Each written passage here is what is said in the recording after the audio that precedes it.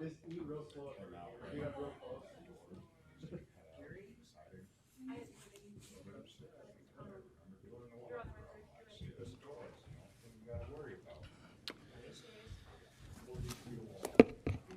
All right, at this time, we will call to order the City of Kenai Planning and Zoning Commission meeting for December 22nd, 2021. Will you stand for the Pledge of Allegiance?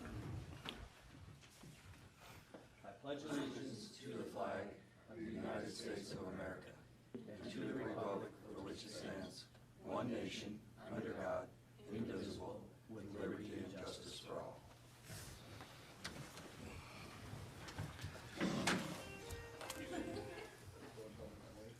He buys the drinks. That's it. All right, item A2, roll call, please. Chair Twait, Here. Commissioner Springer, Here. Vice Chair Fikes. Here. Commissioner Halstead, Here? Commissioner Woodard. Here. Commissioner Doffett, Here. and Commissioner Greenberg is absent. You have a quorum. All right, thank you. Item A3, agenda approval. Commissioner Halstead. I move we approve the agenda as presented. And a second. Second, any objections? Seeing none, the agenda is approved. Item A4, consent agenda. Commissioner Halstead. I move we approve the consent agenda as presented. Second. Okay, made and seconded. Any objection? Seeing none, the consent agenda is approved. Item C, scheduled public comment. We have none. Item D, anyone on unscheduled public comment wishing to speak to an item tonight that's not on the agenda? Nobody out there in Zoom land? Okay, then we will move on.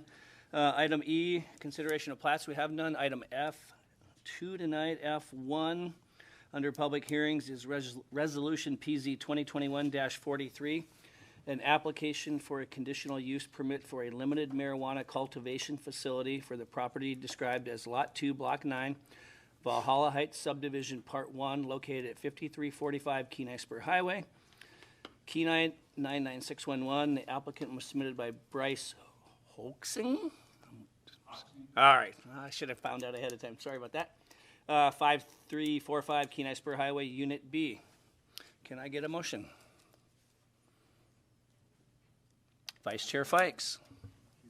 I'd like to make a motion that we approve resolution. I'm not sure the number. Resolution PZ 2021-43, conditional use permit for a land marijuana cultivation facility. All right, we have a second. Second. Second, Commissioner Halstead. Staff report. Oh, the applicant first, yes. So if you'd like to come up and you can speak to it a little bit and we'll understand it over here. Yeah, and if you can state your name and address for the record. My name is Michael Welch, address 34669 Commerce Street in Soldotna. Okay, and then I guess you can briefly talk to the application if you'd like to. Okay, yeah, I'm one of the owners of Puff and Tough Farms. Bryce Hoxing, who submitted the application, he's another one. He lives at the property, and he's very interested in growing. He's very passionate about it, and he's one of my employees, and I want to help him out, get this limited cultivation over there. I operate one presently at my home address, so very familiar with it. Ready to start another. All right. Now we'll get the staff report. You go ahead, if you want, go ahead and sit back down. Okay. If you don't have any public testimony, we may have questions for you to come on. Good. Okay, thank you.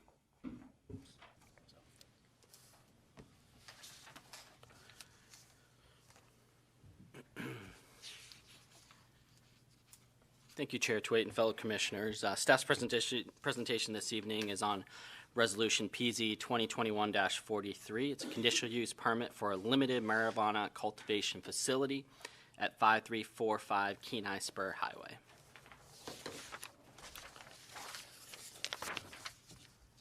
Brief summary, the applicant is Bryce Hoxing. The property address is 5345 Kenai Spur Highway. You can see the aerial photo of the subject property here. It's just under half an acre. The existing zoning is limited commercial. The current land use has a residential dwelling. It also has an empty commercial structure, which we'll mention later in the presentation.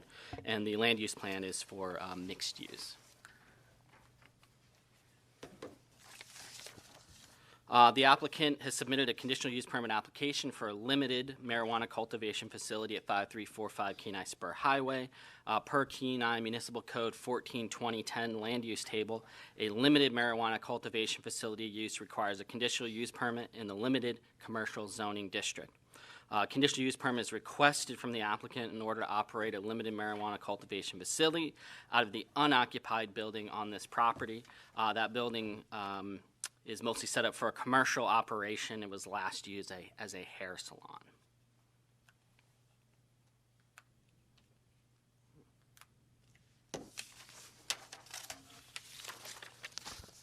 This is the site plan at 5345 Kenai Spur Highway, and it does, the building in front is the vacant hair salon building, and then a residence behind that. Staff's analysis, KMC 142330, standards for commercial marijuana establishments. The purpose of KMC 142330 is to establish general standards for commercial marijuana establishments, and this is included in the staff report as well as the last slide in the PowerPoint presentation. There are no primary or secondary schools, which is an institutional land use within 1,000 feet of the subject property. There are no institutional land uses within 500 feet of the subject property, and I'm going to go over in the presentation the maps that shows that. Recommended condition number 4 states that the standards for commercial marijuana establishments per KMC 142330 must be maintained. And so these are the buffer requirements specifically for commercial marijuana establishments. And so what we can see here is first is the 500-foot buffer map. And so within that 500 feet, you can see the map as well as the corresponding list that shows all of the addresses that fall within the 500 feet, as well as what that use type is.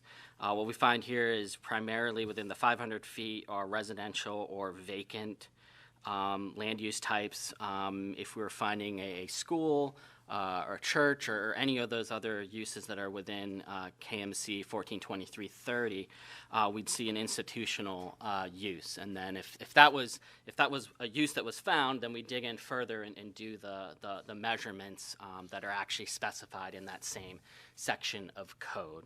It's actually from the structures, not necessarily the property boundary. But as I've noted, 500 feet buffer map, there are no institutional uses within that radius. Same for 1,000 feet. So there are no schools or churches or any of those buffer uses within the 1,000 feet. And again, what we find is primarily residential and vacant are the neighboring properties within 1,000 feet.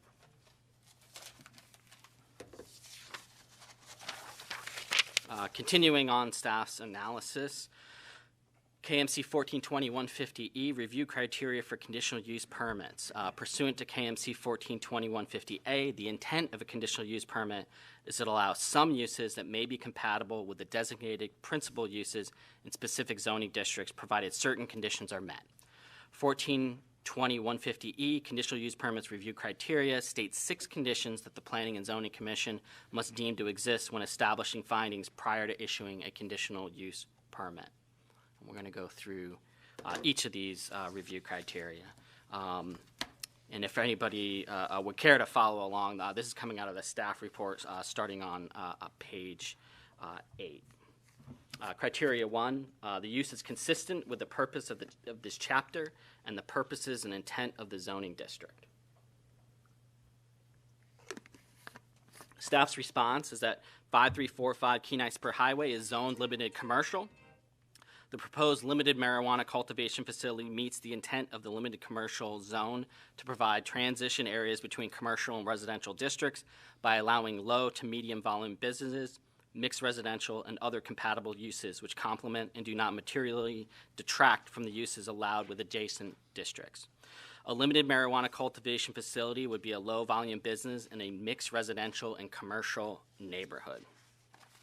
The land use table provides that limited marijuana cultivation facilities are a conditional use for the limited commercial zoning districts. Therefore, a conditional use permit must be granted for the operation of a limited marijuana cultivation facility. The applicant has provided a site plan that provides the layout of the premises. And for a definition for context, a limited marijuana cultivation facility means an entity registered to cultivate in an area of 500 square feet or less of cultivation, prepare, and package marijuana, and to sell marijuana to retail marijuana stores, to marijuana product manufacturing facilities, and to other marijuana cultivation facilities, but not to consumers. Criteria 2. The economic and non-economic value of the adjoining property and neighborhood will not be significantly impaired. Staff's response is that the parcel to the north has a residential accessory structure. The parcels to the south and west have residential dwellings, and the Kenai Spur Highway is located to the east. Both the economic and non-economic value of adjacent properties should not be significantly impacted by this change in use, since the limited marijuana cultivation facility is limited to 500 square feet or less in an existing building.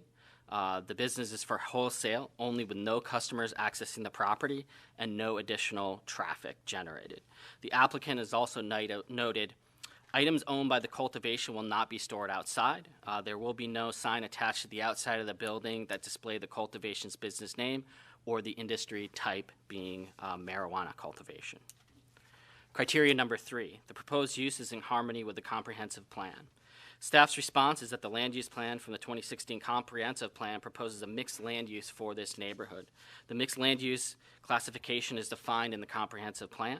Mixed use is intended for a compatible mix of residential, retail, service, office, public, institutional, and recreational uses. Uses are co-located in an integrated way that supports sustainable forms of transport, such as public transport, walking, and biking, and increases neighborhood amenities. Compatibility issues are addressed through careful site layout and building design. All of the adjacent properties are zoned limited commercial, providing for a mix of residential and commercial uses connected by a walking/bike path along the Kenai Spur Highway. The comprehensive plan has goals to support businesses and economic development and to provide a high quality of life within the city. Below are specific goals and objectives from the comprehensive plan that supports this conditional use permit application. Goal 1 of the comprehensive plan is to promote and encourage quality of life in Kenai. Q4, promote the siting and design of land uses that are in harmony and scale with surrounding uses. And as we noted earlier, being a mixed residential and commercial does fit in with that harmony and scale and fits in with the zoning designation and the comp plan designation. Goal 2 of the comprehensive plan is to provide economic development to support the fiscal health of Kenai. Economic development 5, promote adaptive reuse of vacant commercial buildings in the city center and along the Kenai Spur Highway. As noted earlier, the Kenai Spur Highway on this particular property does have a vacant commercial structure that was at one time a salon. Goal 3 of the comprehensive plan is to develop land use strategies to implement a forward-looking approach to community growth and development. Land use 5, support development at emerging community centers that lie outside the major employment centers, but provide a mix of retail, service, and residential uses. Criteria 4, public services and facilities are adequate to serve the proposed use. Staff's response is that the subject property is accessed via paved State of Alaska Department of Transportation maintained highway. There are no city sewer or water services in the vicinity. Sewer and water services are located over 500 feet to the north, which is beyond the 200 feet required for connecting to the public water system per Kenai Municipal Code 171010. And the property has an existing private septic and well system. There is access to natural gas, electricity, and telephone services. Criteria 5, the proposed use will not be harmful to the public safety, health, or welfare. Staff's response is that a limited marijuana cultivation facility would not be harmful to the public safety, health, or welfare. The applicant has noted items owned by the cultivation will not be stored outside. There will be no signs attached to the outside of the building to display the cultivation's business name or the industry type, being marijuana cultivation. The applicant has also provided a site plan for the layout of the facility on the property, and no additional traffic will be generated since it is a wholesale business and consumers will not be accessing the property. Criteria 6, specific conditions deemed necessary. Staff's response is see conditions of approval as set forth below. And I'm going to go through the first 4 that are quite specific conditional uses for this permit. The rest are standard requirements for any conditional use permit. City staff find that the applicant meets the criteria for issuance of a conditional use permit as set forth in subsections E1 through E6 of Kenai Municipal Code 142150, and hereby recommends that the Planning and Zoning Commission approve the conditional use permit application subject to the following conditions. Condition 1, further development of the property shall conform to all federal, state of Alaska, and local regulations. Condition 2, prior to starting operations, a landscape site plan must be reviewed and approved by the planning director. Condition 3, prior to beginning construction of any new structures, a building permit must be issued by the building official or the city of Kenai. Any renovations must check in with the building official regarding any required building permits. Condition 4, standards for commercial marijuana establishments per KMC 1420-330 must be maintained. And as noted earlier, conditions 5 through 9 are standard requirements for any conditional use permit. So I wasn't going to read those out in my presentation, but certainly happy to answer any questions on those. That concludes my presentation. Happy to stand for any questions. All right, at this time, we'll open it up for public testimony. Anyone wishing to speak to Resolution PZ 2021-43? All right, and I guess before we close it, if the applicant, is there anybody that's going to want to have any questions of the applicant? We can bring him up here before we close the public hearing. Everybody seems pretty good. Okay, all right, then we'll close the public hearing, bring it back to the commission for discussion. Commissioner Dothett. I just have some questions about these in general. So with this business, if and when it goes into operation, does that now exclude other businesses that couldn't be within that 1,000 feet parameters from being able to occupy any of those lands? How does that work? Is that essentially by allowing a marijuana business there now? Somebody that wanted to open up a secondary school or something like that that's not allowed within 1,000 feet, that blocks out that entire radius of all those lands? Is that how I understand that? Mr. Foster. Through the chair, Commissioner Douthat. I don't believe that would be the case. I don't think it creates a buffer that wouldn't allow those buffered uses. I do believe that it may create a scenario where there's per our code, maybe a non-conforming use with any new uses. So it's the marijuana cultivation would be able to be remain, but there might be some requirements, regarding any type of expansion or anything along those lines. I'll say hasn't come up yet, anyways, and certainly if it did come up, that's something I would also speak with the city attorney about regarding conforming uses. I just bring it up. We've got multiple of these coming up. We've got multiple in the city already.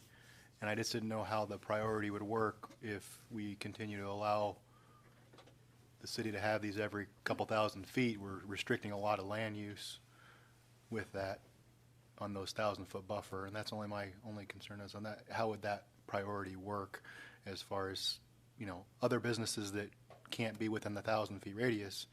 Would that then affect their conditional use permit or not? I wasn't sure on how that would work. That was just my only question on that one. Any other questions? I think this is probably for Mr. Foster.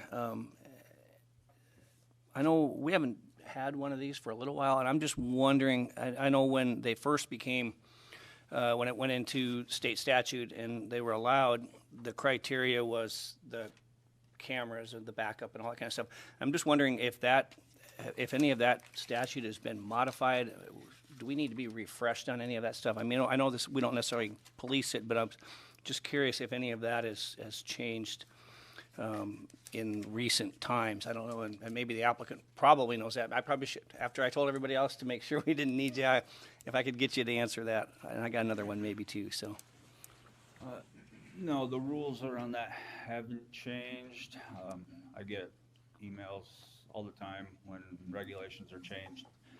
And it's still every square inch inside the building, plus 20 feet radius around any entrances to the building, 24 hours a day, maintained for at least 40 days or Okay, more. I was gonna say, I thought it was 40, okay. Yep. And then I guess maybe you can answer this one too. I was going to have Mr. Foster take care of this, but so this is a limited license based on 500 square feet. The drawing of the building shows 984 square feet. So can you clarify that, please? That 500 square feet is canopy square footage. Okay. So the amount of space that your plants actually take up. Okay, Clones, yep. vegetative, flowering plants. Okay, good. I just wanted to make sure we were on the record with that. So I don't have anything else. All right, thank you. Yep. Any other discussion? And again, Mr. Foster, just a couple things for clarification, I think. And forgive me if I wasn't listening when you first started giving your presentation, but when you measure the 500 and 1,000 square feet, or radius, is it radius or diameter? Radius. Is that from the center of the lot? Do you do it from each corner? Or how is that identified? Chair Tway, actually, I was going to show it if my presentation was up, but actually referencing the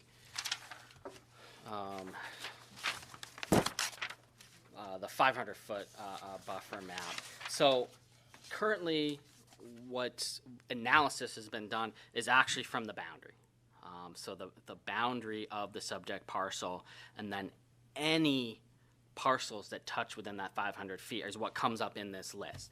Now that's not the requirement per the code for the marijuana cultivation facility. In fact, this is a little bit more generous, yes. But what would happen is if there was a use that came up that was found to be an institutional use, that's when we would actually go and measure per the marijuana standards, which is to the structure. So actually, let me just find it here real quick. I got it here somewhere. It's to, I believe, the front door of some of the facilities. So. The buffer distances shall be measured as the closest distance from the perimeter of a standalone commercial marijuana established structure, outer boundaries of a school, or the main public entrance of a church, correctional facility, and so on. So the review is actually a little bit more generous, and if there was a hit on that, that's when I would actually go through and do the measurements as stipulated in 1420-330, but there aren't any. Right, yeah, and I guess I was just doing this more for information for some of the commissioners. I know we had one a few years back that was here in town right next to the Kenai Christian Church, and it got to where it was, what was the main entrance of the church is how they ended up measuring it, and it was a little bit, it was really close depending on how you measured it, so. And then the last thing, and again, I guess more just for some informational is, I know with liquor establishments and things like that, there is maybe so many per distance, and with cannabis, there is no limit. You can have them next door. Right? There is no limited amount of them in any proximity, correct? Chair Tway, that's correct. There are no limitations to how many there could be, and actually there wouldn't be any limitations per our code for liquor establishments either. Okay, great. Okay, well, like I said, looking over this, I agree with your analysis of it, and I will be voting in favor of it. I think it meets the intent of our code and meets the criteria, so I'll be in favor. Any other comments before we vote? All right, seeing none, please call the roll. Vice Chair Fikes? Yes. Commissioner Halsted? Yes. Commissioner Dothett? Yes. Commissioner Woodard? Yes. Chair Twait? Yes. Commissioner Springer? yes, Motion passes.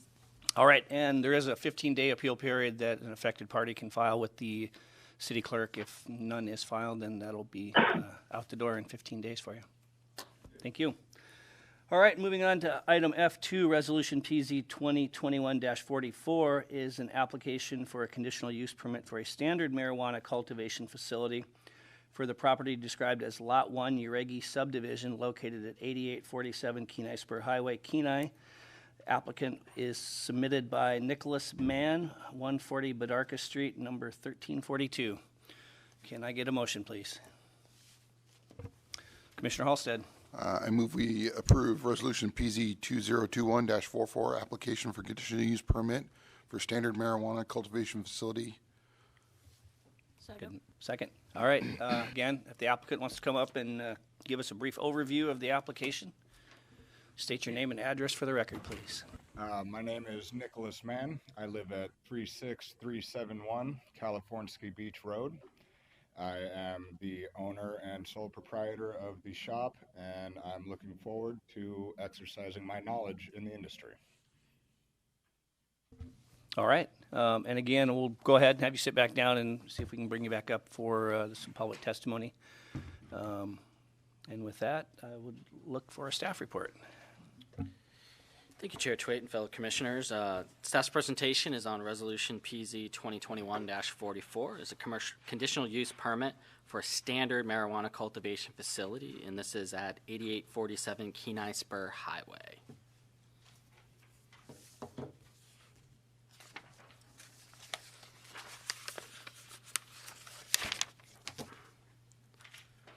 Brief summary, the applicant is Nicholas Mann.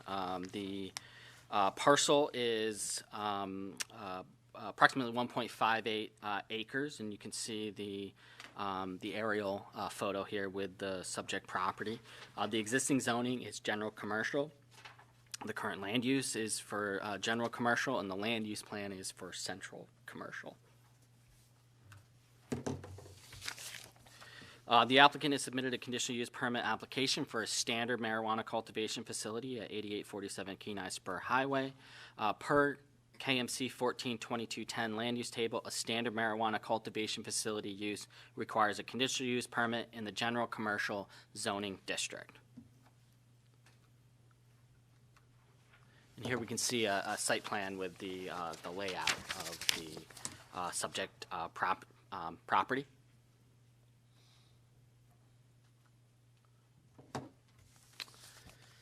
Staff's analysis, KMC 1420-330, standards for commercial marijuana establishments. The purpose of KMC 1420-330 is to establish general standards for commercial marijuana establishments. There are no primary or secondary schools and institutional land use within 1,000 feet of the subject property, and there are no institutional land uses within 500 feet of the subject property. And recommended condition number 4 states that standards for commercial marijuana establishments per KMC 1420-330 must be maintained. And the next two slides, we're going to go over the buffer. So this is a 500-foot buffer from the subject property boundary. And here we see the corresponding list of use types on the neighboring properties within that 500 feet. We don't have any institutional uses here. The primary residential, vacant. We have a couple commercial as well. On the 1,000-foot buffer, there are no schools, as noted earlier. And there is, within 1,000 feet, there is one institutional use that you can see on the list on the right, I believe.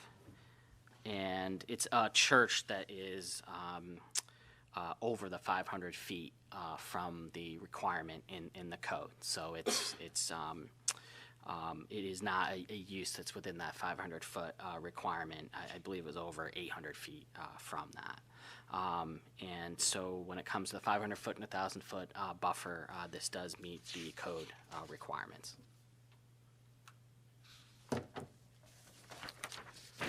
Continuing staff's analysis, KMC 1420-150E, review criteria for conditional use permits. Pursuant to KMC 1420-150A, the intent of a conditional use permit is to allow some uses that may be compatible with the designated principal uses in specific zoning districts, provided certain conditions are met.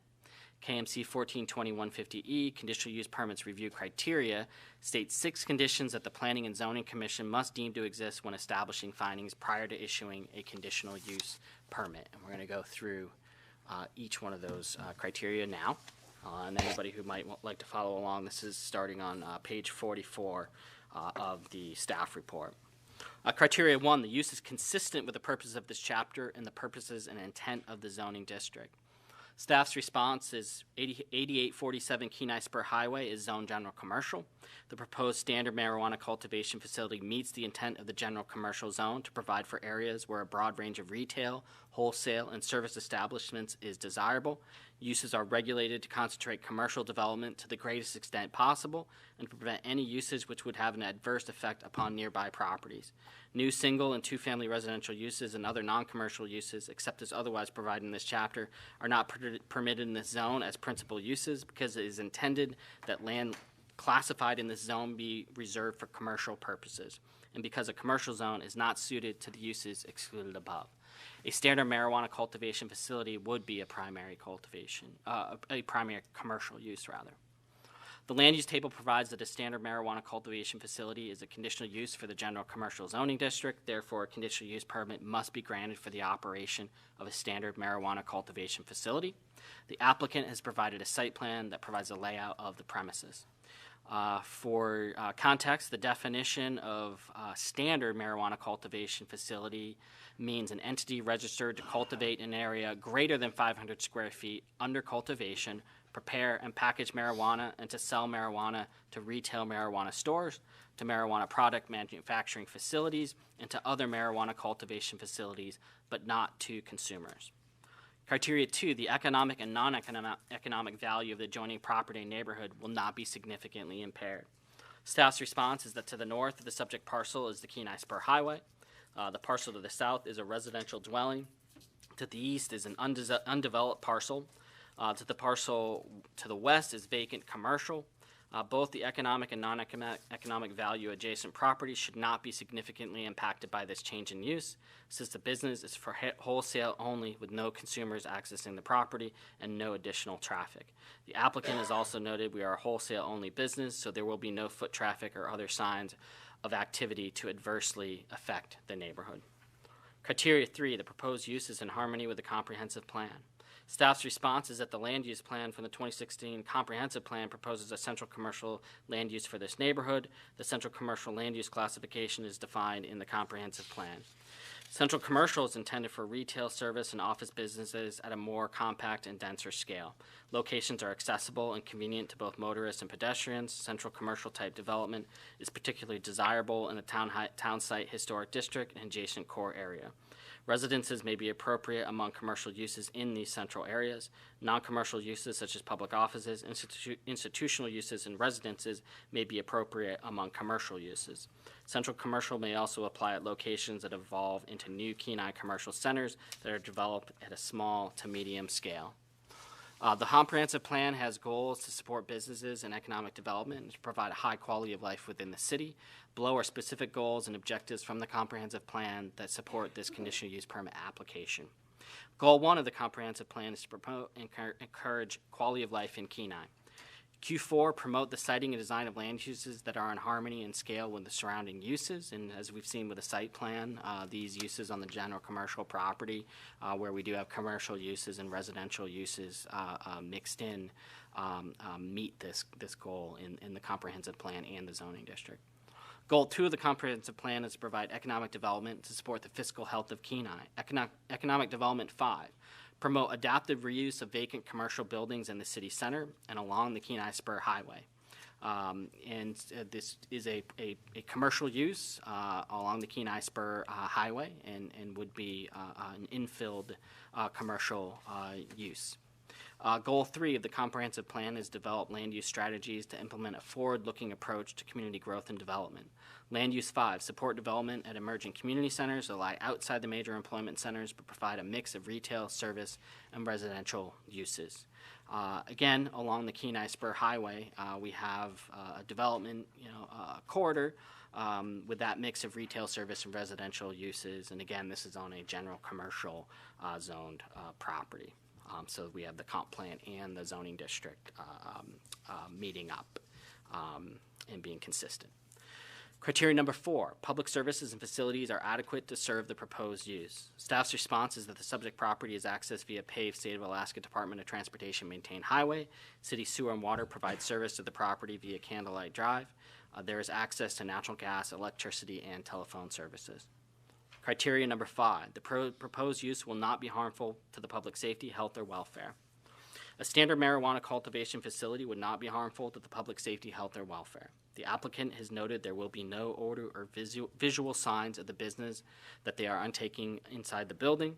The applicant has also provided a site plan with a layout of the facility on the property, and no additional traffic will be generated since it is a wholesale business and consumers will not be accessing the property.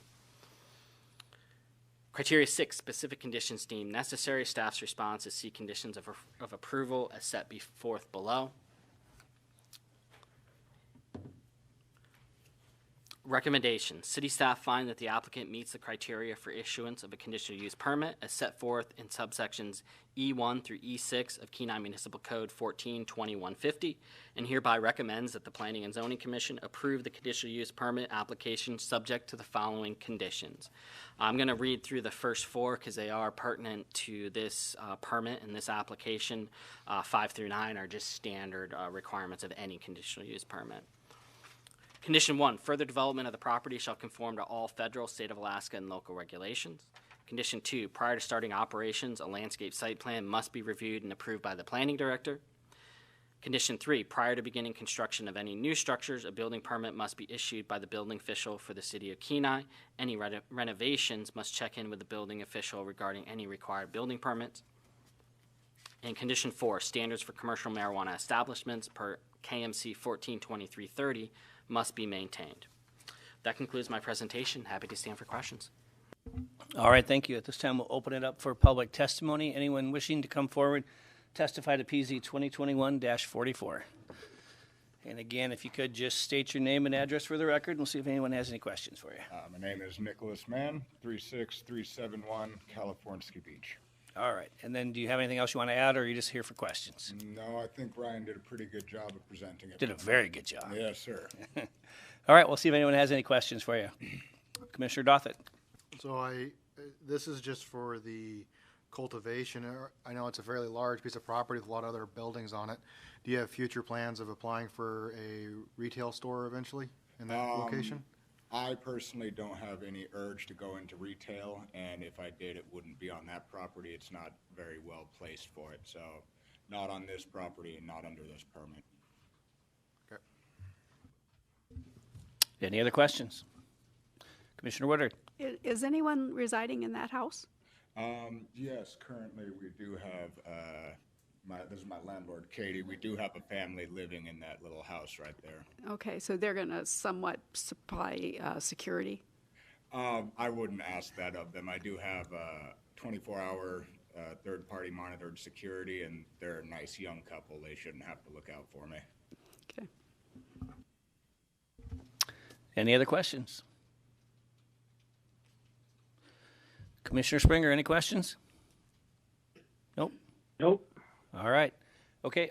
Commissioner Dothett. So you're renting the facility from Yes, the sir. landlord, and I'm assuming it's already been put into the rental agreement that this is a business operating and all that Yeah. kind of stuff? Yeah. Well, how long is your lease for on that property? Is it going to be conditional Currently, I with a have an one-year lease? 18-month lease signed, and we've already discussed signing a 5 to 10-year lease. Thank you. Vice Chair Fikes. And you're on city services for utilities? Yes, ma'am. We just got 2 new drains put in. I've been in City Hall talking with them about that, and we have water and electric and phone, all from the city. And you have the standard state requirements for security measures? Are you referring to the AMCO standard security measures? Yes, I'm currently talking to a security consulting firm out of Anchorage, and we will have motion sensor, door, window alarms, as well as, like I said, 24-hour security cameras and all of the above. And you're doing all this on a leased Oh, property? All this on a leased property with permission from your landlord? Yes, ma'am. It was a very sweet deal. And your landlord will testify that that's okay? I own the property. Okay. Oh, hang on, well, I'll see, just so we can keep it recorded, I might have to have you come up here, but we'll see if we got anything else. You good? All right. All right, yep, we're good. You can go ahead and sit down. And anyone else wishing to come up and testify? PZ 2021-44.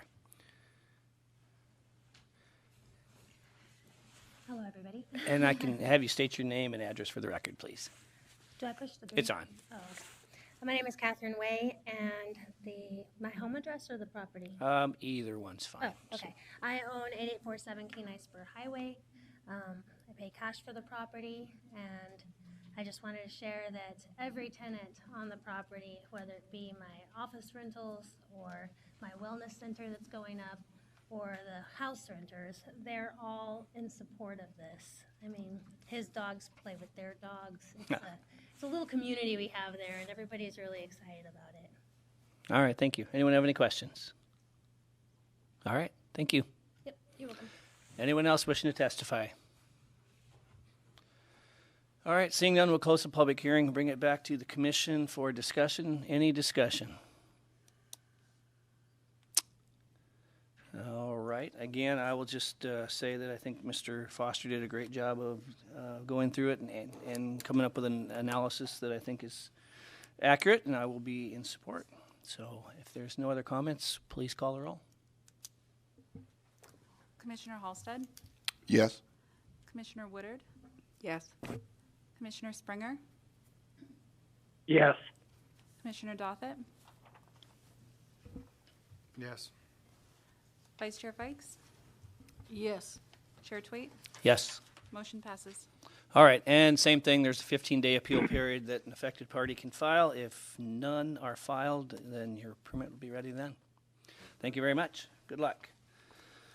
All right, we will move on then to item G, unfinished business.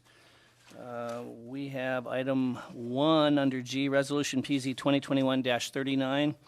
It is a postponed action from our last meeting recommending the City Council of the City of Kenai approve and adopt a City of Kenai Land Management Plan.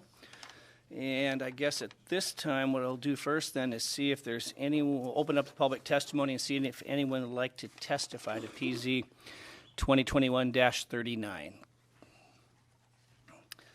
And seeing none, we will close that and then bring it back and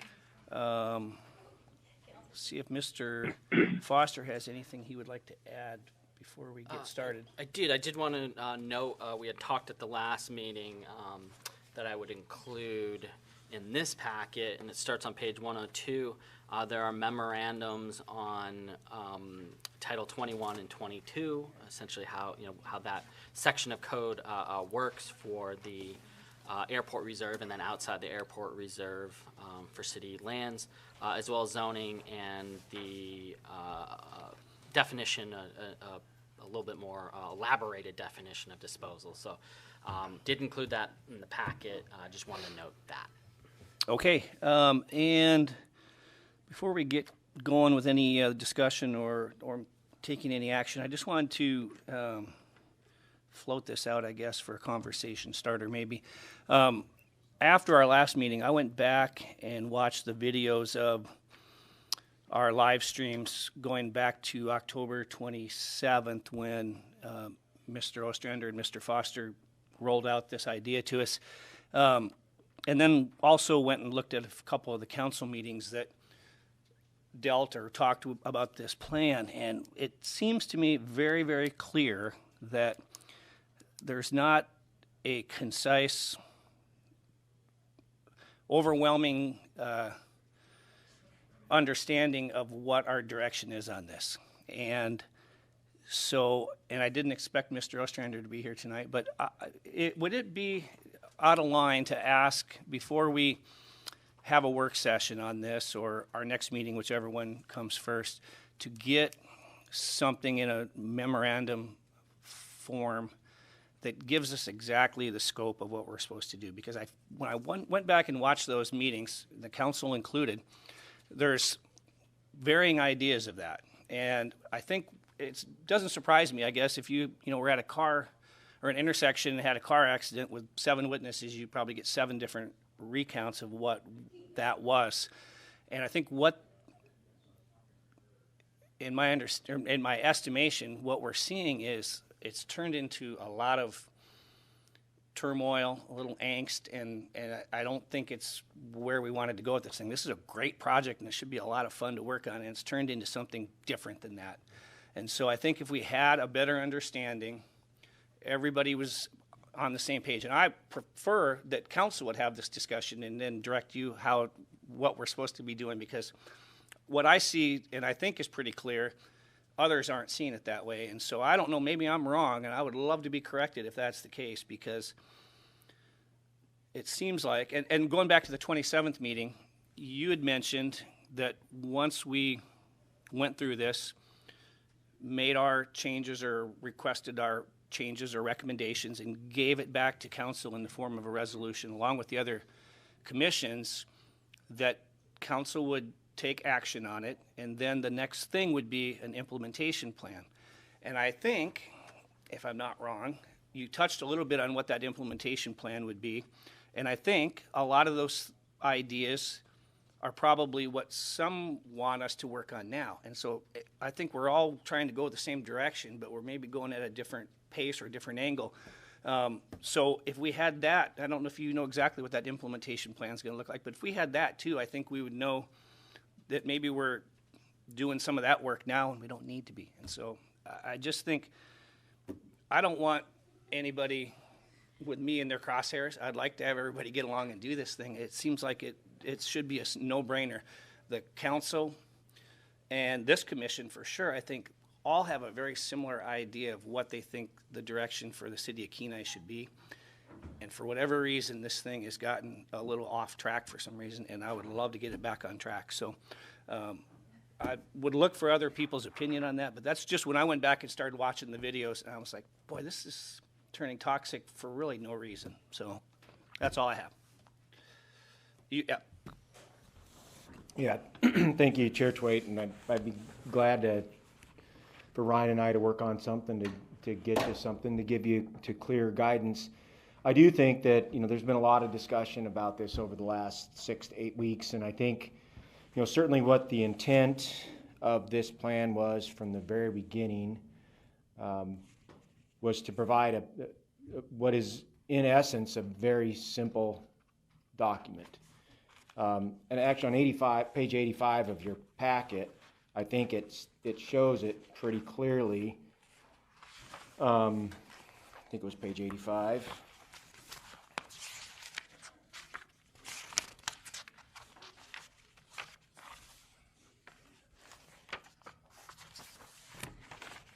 Yes, on page 85. So this was from the first work session, the joint work session that we had with all the commissions.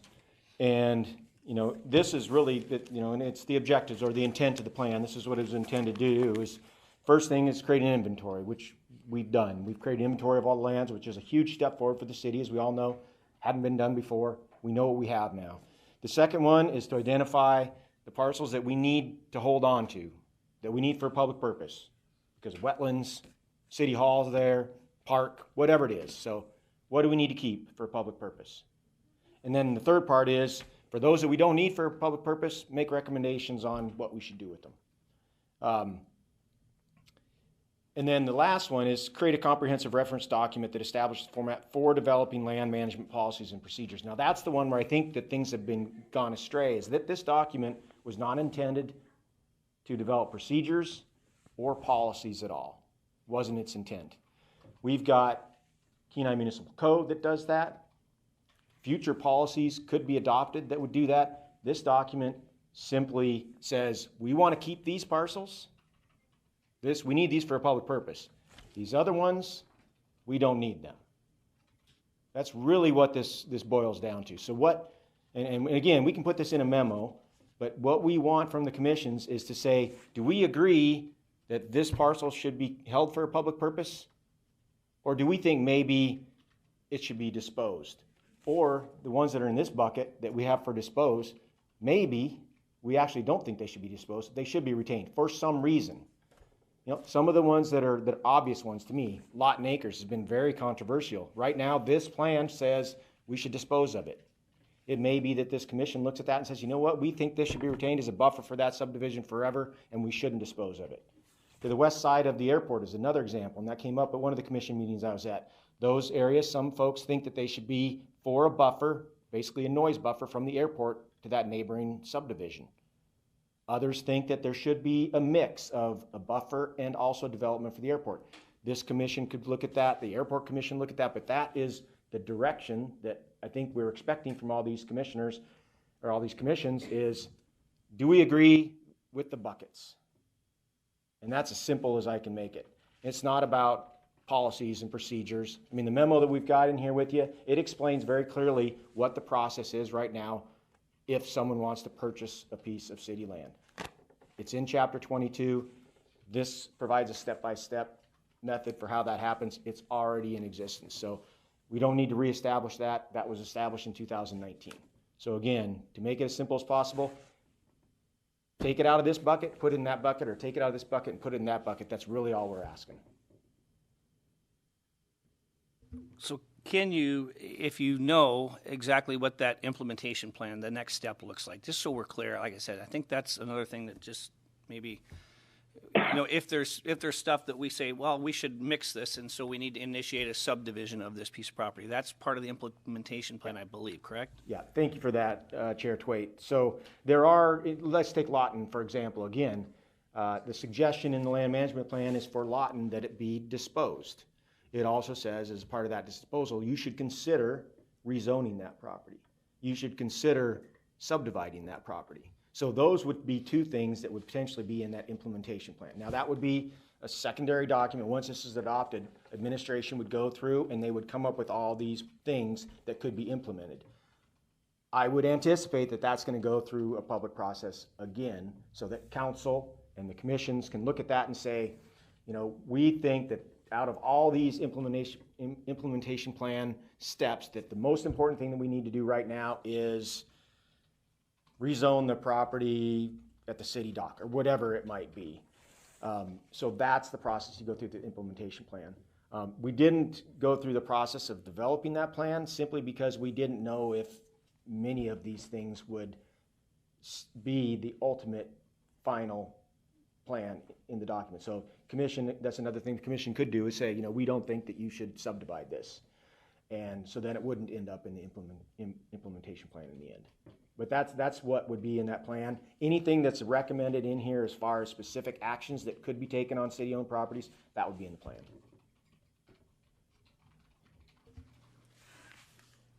Anyone? Yeah, I would like to. Commissioner Dothett. I think it might help some clarification, because there has been some talk about how this works and where this plan's at. If maybe staff could bring up online to show how the city has a link to a lot of these documents already and how it works. Can we bring that up tonight and show that? And how, I'm talking if we go to the land management link on the city website, click on that, it has all the information is out there in black and white. And then it also already has where the land management plan is now, and it's being used daily. So maybe we can bring that up, and that might clarify exactly where this lies in the whole scheme of things and how it's used.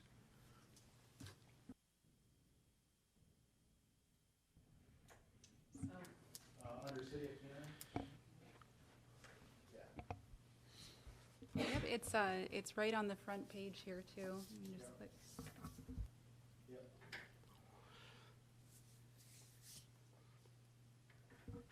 Do you want me to open anything? Or? Well, I was gonna say, what I was looking at is, if you go to the top of the actual main page, you get under the City of Kenai, and then to the right, there's the lands, under departments. If you click on that link, there's the land management plan, the leases and lands, and this, if you go down to the right, and just go down to the bottom of this page, basically, there's all the documentation, there's how to purchase land. If you can click on there's GIS maps, which, if you click on that, and this is just me talking about like how I did it when I purchased property. So I would basically use the land management plan that we have now. I would have been able to just click on it, pick a lot now that I know the city knows, and then go to this and say, okay, on this lot, now I can use this to say what's zoned around it or what the zoning is. I can click on another GIS map that shows where the city utilities are for this lot. And then I decide, okay, will this lot work for me? So there's the zoning for it.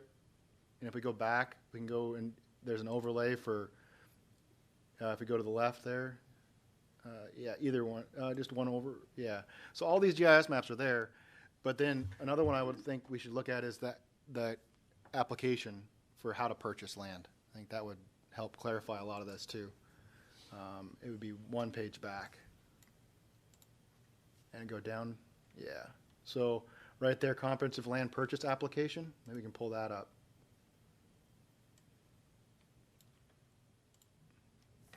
And this brings up some of the stuff we talk about with subdivisions and stuff, right?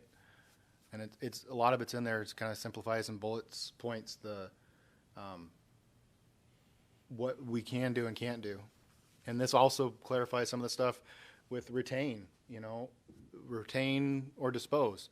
Yeah, if somebody fills this application out for a lot that says retain right now, and they show that and prove to the council that, yeah, I'll turn this into a $5 million factory and we'll make a bunch of jobs and it'll be more than what the city could use it for, they might be able to convince the council to purchase something even if it says retain. So whether it says retain or dispose, depending on how they fill this out, it still goes before the council to make the final decision whether they're going to sell it or not. So this is all on the website. It's all in black and white. So as far as this plan making a new policies and procedures, I think it's fairly good. It's right here, and anybody can read it. It has a lot of good questions and who's responsible for paying for what, as far as appraisals and who's responsible for subdividing it and all that kind of stuff there. But I just wanted to bring this up, that it's on there, it's on black and white is what it is, and that the land management plan is there and being used already. We're just trying to finalize it, and it's not like we're not using it right now. It's there to be used, and it's a good document, and that's what this is essentially the inventory for being able to pick out a piece of land that the city owns and then use this process to move forward with purchasing it. It's not like it's all for sale. I mean, technically it is, but it still has to get approved, no matter if it says retain or keep. So I think that hopefully this, if somebody wants to look into it more, helps clarify that there are steps already there. I mean, just click under lands, it explains what we've got and how to do it and how we go about doing it. Besides just having code 21 or 22 in front of us and having to read through it, this breaks it down to the questions you have to meet and what you have to do to be able to move on. So thank you. Just wanted to kind of look at that. Mr. Foster, you got anything else to add as far as, so when somebody calls and inquires about a piece of property, do you walk them through something similar to that, or how do you do that? Chair Choi, yeah, that's correct. And so if you might recall from the earlier presentation when we were utilizing the new app that we have in the beta form, which is basically merging all of our GIS information and then our database, which is the in essence the land management plan.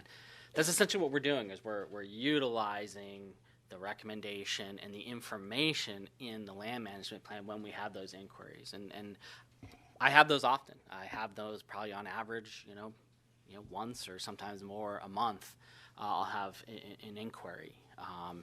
And so what I do at that point is I start taking a look at the land management plan, looking at recommendations, looking at the zoning as well. They might have an indication of what type of use. Usually they do. Usually they have a specific use. So if you remember, I took us through the Triumvirate Theater as an example, where they called us. Their theater burned down in February of 2020, and they're looking to rebuild their theater here in the city. And so it really just started with a phone call and an inquiry of, hey, we'd really like to be in the city of Kenai. Here's what we need. We need a use for a theater. We need to have paved roads. We need to have sewer and water. We need about 2 acres and so on. And so we can use our GIS and we can use that land management plan to get the ball rolling, to see what parcels of the 360 plus parcels we have might be a good fit, might take a look at in a little bit more detail. And then a lot of times we'll meet directly. It's not necessarily just a phone call, but we'll meet directly.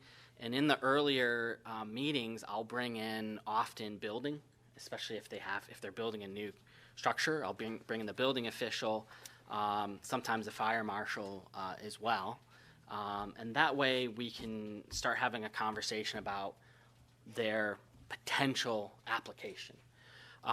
Also at that meeting, we can provide that application that we do have it here, on our website, but we can provide that application and give them a direction to go in, and also explain what that process is. So anything that's in the airport reserve, that's going to planning and zoning. That application is going to the airport commission. It's going to council for their approval and so on, as well as what we can do at that meeting is we can talk about anything else that's required in code. We can talk about building permits. Any commercial or multifamily requires a landscape site plan. I can mention that as well. And then anytime that there's a requirement for, let's say, a permit, conditional use permit, and so on. And so that's a lot of what occurs at that type of, when we go from a phone call, inquiry, and we go through all of our plans, land management plan, our database, and then go through our code, whether it's 21 for the airport, 22 for outside the airport, of course zoning, and building code, and so on. And so that's in a nutshell kind of how that entire process works. And I'll just say, having this information really at our fingertips is a huge advantage. I can't imagine 3+ years ago having an inquiry and then having to dig through paper files or look at a map and scratch your head and be like, I don't, so I just wanted to kind of reiterate, how powerful of a tool this is for staff. All right. And Vice Mayor Glendenning mentioned too, and it was on one of my notes I wanted to talk about anyway. So, and involved with the zoning maps would also be the land use tables, and that probably becomes a little more difficult for the average person to try to figure out the difference between land use and zoning. But it does definitely play a part, for sure. Correct? Yeah, absolutely, and that's something I help every inquiry, and that's not actually just for the city lands. That's really for all sorts of products. Yeah, so. We'll if it's a specific, if they know a specific parcel, we can do that really quickly to look up their zoning, and then we can pull up the land use table that has all of our zoning districts and all the land uses and see if they're permitted, require a conditional use permit, not permitted, and so on. So that's something that I think once somebody's done it, once or twice, they start to get a little bit of hang of it. But that's something I assist a lot with inquiries on a regular basis. All right. I was going to see if we could get Mr. Glendenning. I don't know, since our last meeting, if some of the other commissions have held meetings and give us a status on where they might be in the process, if you know. Yeah. Thank you, Chair Twait. Yeah, it's they're stacked up in January, and as Director Foster mentioned at last meeting, it's kind of unusual that we have a meeting this close to Christmas. And so I suspect that the land use is not the primary focus of this meeting. It was to get our permits going and get some commercial activity. But to answer your question, in January is when these meetings will happen with the other commissions, and it would be very, very helpful if they had the same presentation understanding as you gave tonight. In other words, how to use the map and whatnot. I believe the Airport Commission was ready the other night to do this. They seemed to be going, but they didn't have a quorum to do it. But the presentation, the reiteration, and then tying in the land use table as a qualifier for a lot of these decisions, I think would be very, very, very, very, very useful. I recall when we had our first rollout over at the visitor center and whatnot, there were some questions, Commissioner Dothat had a question about, well, if there's competing appraisals or requests for a piece of property, how do you work that out? And that's something that we should hold, and that should be part of the document that we develop. This is say there's three people that want something, and they all pay for an appraisal. The losing two lose their money. That's a question that was asked at one time, and that's something we can work out in the future. This is down a rabbit hole, okay? Well, I bet we got a guy that knows the answer to that. Maybe. How does that work now, if that is the case? Yeah, so if you have two people that approach you, sorry, Chair Twait, if you have two people that approach you about the same piece of property, we would not ask them to do competing appraisals. What's a more likely scenario is if you have a person that comes in and wants to purchase the property and they get an appraisal, and it's likely what Vice Mayor Glendenning is referring to, they get an appraisal and then another person comes in and submits a competitive request, because there's a 30-day period where they can compete for that. So that person pays for the appraisal, this person comes in and submits a competing request. If we go with that individual and not the person that paid for the original appraisal, once this development is completed, or once the transaction is completed on this one, this person would get their money back from the appraisal. Because the way the code is written is that the person that pays for the appraisal, once the transaction is closed, they get a reimbursement. So that's what would happen in this case if you had, and like I said, you would never, I don't think you'd have a scenario where two people would come at the same time and ask for the same piece of property. If you did, we'd ask them to split the appraisal amount. I'm speculating, we have never done this, but I'm guessing we would have them split the appraisal amount, go through, they would compete, whoever won, once the transaction was completed, they'd get their money back and the other one would get their money back. So it is in the process, in code right now, it says specifically how that appraisal amount would be reimbursed and when. And so maybe I didn't understand correctly. So then the one gets the refund back, then the other one actually is going to pay for it in the sales price of their purchase, or so ultimately the city is paying for it? Ultimately, the city, if the transaction goes through, the city is going to be paying for the appraisal. That's the way code is written now. But the city would be getting the profit from the land that they sold to help cover Correct, the costs. right. Okay, all right. So until they actually purchase the property, they're paying for it. If they decide to purchase it, then they get their money taken off the purchase price. But it's not like the city's out really that much, because now they've sold that said piece of property and made the profit off of that. So the few $100s or whatever it would be for the assessment is minor. But if they decide not to buy it after they get it assessed, then they have to eat that, basically. And then the city gets the benefit of knowing what their property was worth. Well, in Chair Trade, I could expand on that a little bit. The reasoning behind that, and these commercial appraisals oftentimes can run $3,000 or even more, so it is more significant. But we felt that would have been too large of a barrier for some of these folks if they had to pay for that up front with no expectation of getting it back, because we wanted to make these as competitive as possible, and the city ponying up for the appraisal felt like the most appropriate way to do it. Thank you. Mr. Foster, have we explored a date for a work session yet? Chair Twait, yeah, I have a few dates. So actually, January is there's a lot going on in January. So the ones that I were selected, starting first was Thursday, January 20th, and then Monday the 24th and Tuesday the 25th. That would be a work session that would occur before a meeting on the 26th. So that could be that a work session could feed into the meeting on the 26th. Potentially.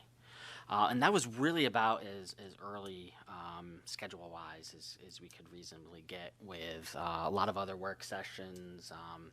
Parks has their work session. Harbor Commission, Airport Commission. We have a meeting on the 12th, the regular meeting, council meetings, and so on. So those were the next available dates. 20th, 24th, and 25th. And Chair Twait? Yeah, yes.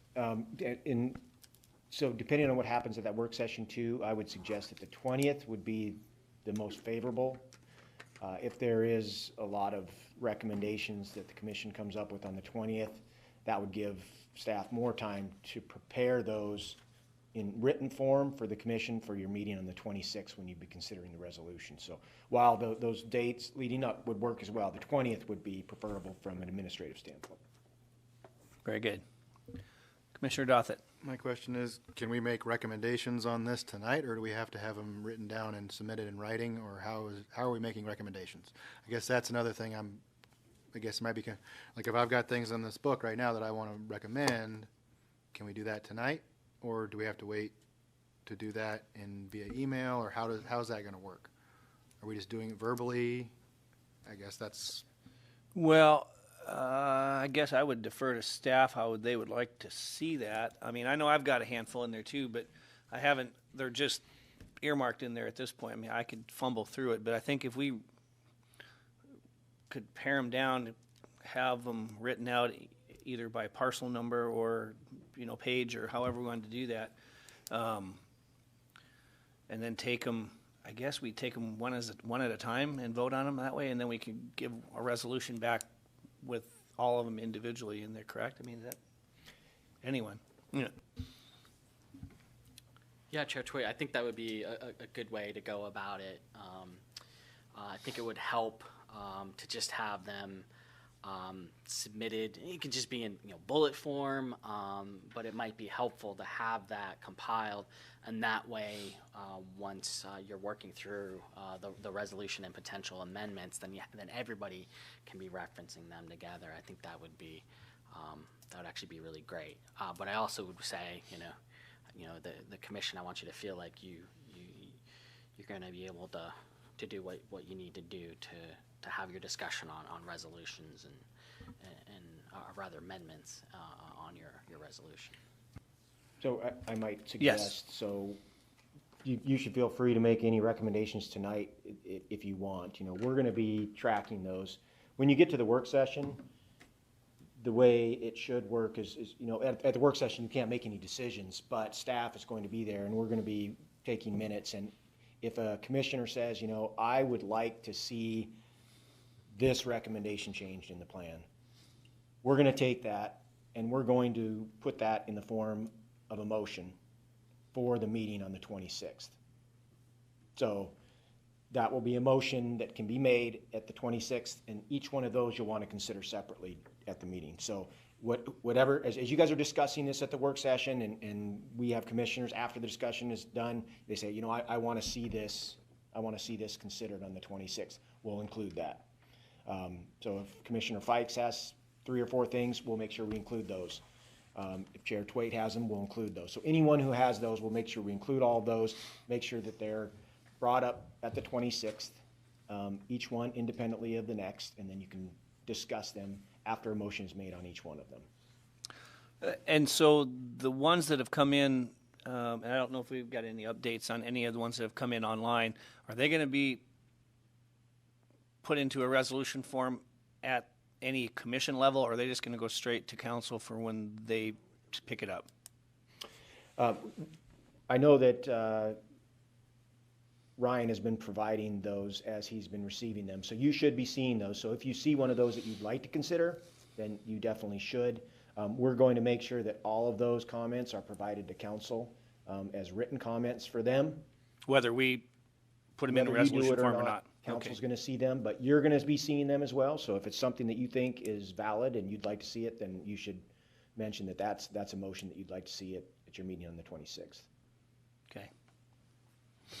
I would also say, you know, that this is kind of going to be a little bit unique in that I think some of the recommendations that I've heard folks talk about, which, you know, I talked to Commissioner Dothett earlier about some of the parcels that have been sold or transferred since this draft was put in place. Those aren't going to require a motion and discussion and a vote because this is going to be corrected or at least brought up to date from what it was when it was originally drafted. So, you know, Olga's has sold. That's not going to be included anymore. Things like that, those won't take separate motions and a vote. But if you're looking to make a change to the plan that's not just an update from when it was drafted, that is what should be in the form of a motion. So ownership's not on lands wouldn't be that. That's just going to be a correction for the form. But if you want to change something from a recommendation of retain to dispose or vice versa, that's what we're going to be doing here. Yes. And as far as making a motion on that, we just would give a parcel number, a brief description why, and then the dispose or not, right? Yes, and ideally, and that's why I said the 20th would be preferred, is because ideally, we'd be able to take all the comments that were made, and I'm not anticipating there's going to be hundreds, but say there's 20 things that were commented on at the work session you'd like to see considered as a motion. We could write those out so that the motions are very clear at the meeting. You know, those motions can be made. We can either give them to the commissioner that made the comment at the work session and they can make the motion, or we can just give them to someone on the commission to make all the motions as we go through it. We can do it whichever way the commission would like. It might be simpler if we just gave it to one commissioner and they make all the motions, but the more time we have to get those all down in writing, we'll make sure that they're accurate, that it's parcel 055-14203, the motion to move from dispose to retain, and then the person who had supported that motion would then have to speak to why they think it makes sense to do that. Okey-doke. Commissioner Springer, got anything? Good? I'm good. Very good. You're making me tired when you're rocking in there. Keeping me awake. What's that? It's keeping me awake. Yeah, maybe so. So you're talking about the buckets, and so I don't know if there was two situations where I think they were to dispose on all accounts, but they were little slivers of properties that were next to each other. It like 0.11 acres, I think one of them was. What about, I guess it's a subdivision still, to eliminate a property line because they're adjacent to each other, make it one slightly more desirable property? Is that something we want to look at, or is that, instead of taking a larger one and making it two smaller ones, what about combining some of those two? Yeah, Chair Twait, I think that's something that if someone sees something like that, but there's an opportunity that the land management plan doesn't recommend, then yeah, that should be something that you'd say. I think that the recommendation in here would be to combine these two parcels. That would then become something in the implementation plan, right? A lot of times when you see these small little slivers that are disposed, the only way that code really allows us to dispose of it is if it's to an adjacent property owner. There's a specific provision in code that if there's an unusable piece of property, the only person that can utilize it is the adjacent property owner. They have the ability to purchase it from the city. So that may be, and I'm not sure which one you're referring to, but if you do see an example where there's, you know, a 0.1 acre parcel here and a 0.2 acre parcel here and combined, they might be viable, then absolutely bring that up. Okay, yeah, and I didn't go as far as just pull it up and find the plat and look at the measurements on it, but I mean, it's pretty small, long and just skinny as can be. So, but the property next to it was, you know, 0.23 acres. I think it's pretty similar to what you're saying, which made it look like potentially it would have some viability to stand, you know, that way. So, okay. Commissioner Dothett. I would think something like that, the city's not gonna wanna take the burden of the paying for that to be replatted, because it actually gets really expensive quick. That could probably come up when somebody shows interest in the lots adjoining to it, or the adjoining lot shows interest in it. If they're willing to pay for it, then that would be something that would come up. I don't know that we need to worry about erasing lines to make it worthwhile now. Let somebody who's interested in it erase the line and pay for the cost of something like that. Yeah, and I agree with that. That's the first thing I went to was, well, that's a cost you're going to incur. But I mean, I guess if it's a footnote on there as far as when Ryan pulls it up that, hey, it was recommended to, delete this property line and combine it or something, I mean, it would be a conversation that he could have with somebody that was interested in it. So, Vice Chair Fikes. Yeah, I guess on that same note, you could have a piece of property or two pieces of property that could have value to them, but that value doesn't necessarily have to be a dollar amount. It could be conservation. So if you've got two parcels that are slivers and you wanted to add them, maybe there's benefit to the community for green space or something. So there's more than one way to look at the economic value to the community.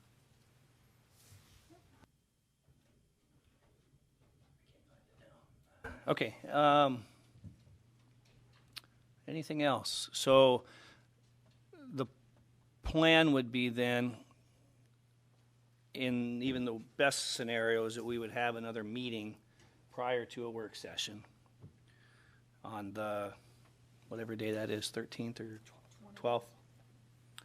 So, so then I guess if we're done talking about it for tonight, then we would again look for a postponement probably until that next meeting again, and at least have that avenue open. Yep, Mr. Ostrander. Yeah, I think you could establish the date of the work session now if you wanted to, rather than waiting. It's up to you. You could wait till your next meeting, but you could establish it now. Because January is getting filled up with all these commission meetings and work sessions.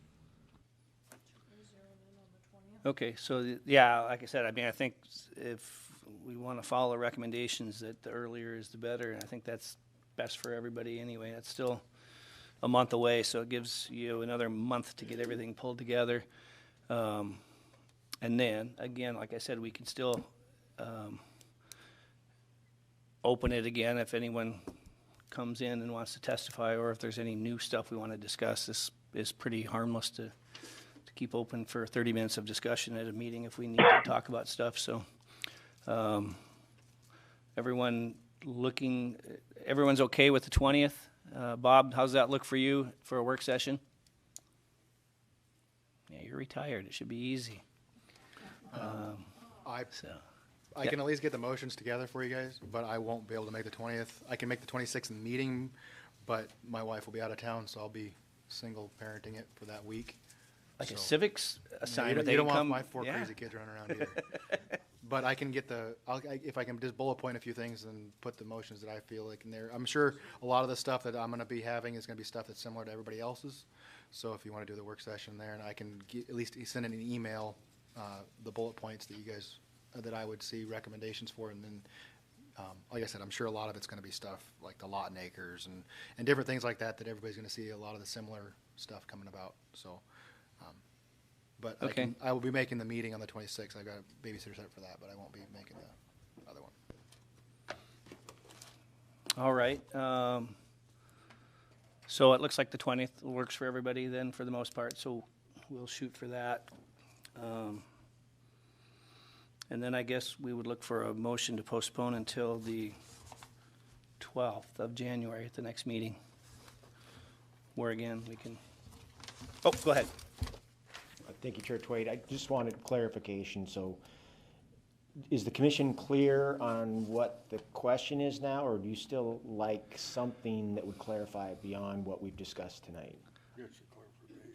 I would still like something in writing, I think, just because, for one, hopefully it'll just take some of the supposition out of there, and Jim and I can put our hands around each other again, and everybody will be happy. And then I also think, too, that it will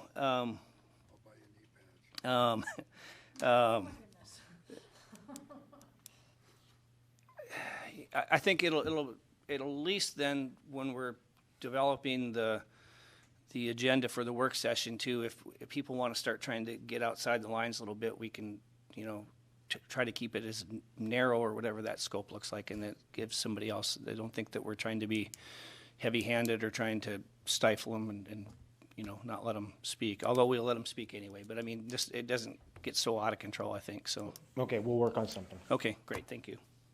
I would just say on something like that, it might be easier almost to say, list some things that are for the implementation plan versus what we're doing now. Because I think that's where, if we're talking rezoning areas and stuff like that, that's getting beyond the scope. And I think, no, and I'm not talking, I'm saying for this memorandum, I'm saying these are the kind of things that we're not going to be considering, and that'll be more the implementation plan after this is approved. I guess that would be helping to clarify, because I think that's where we're getting a lot of mesh and going deeper than this needs to go. Because this gets approved, and then the implementation plan is separate, and what we're implementing will be different than what we're working on at the work session. Yeah, and I think at that point, like I said, I'm just guessing at this point, but I think that the document gets smaller, but there's probably a lot more work that gets involved in that implementation plan, because that's really, your meat and potatoes stuff then is where you're really going to start to see things take shape, so. Okay, so then, if we have no more discussion, then a motion to postpone to that next meeting, please. Vice Chair Fikes. I'd like to go ahead and make a motion that we postpone today's planned land management discussion to January 20th. January 12th, 12th. to our next meeting. 12th Yep. or 20th? 12th is the meeting, so we'll 20th is the work session. yeah. Oh, to January 12th. Thank you. Okay. Second. So I'll second. All right, any discussion?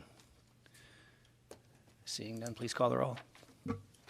Commissioner Springer, Yes. Chair Tweet, Yes.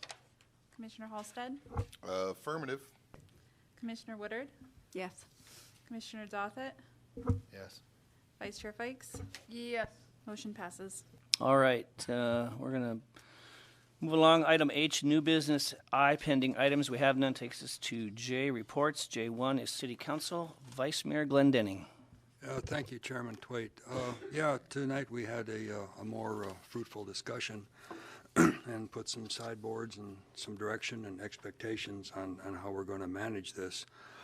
Before I forget this idea, you folks have made good comments through all the meetings, but look when the comments come out to make sure that your ideas were captured. Sometimes they're on the record but not written down.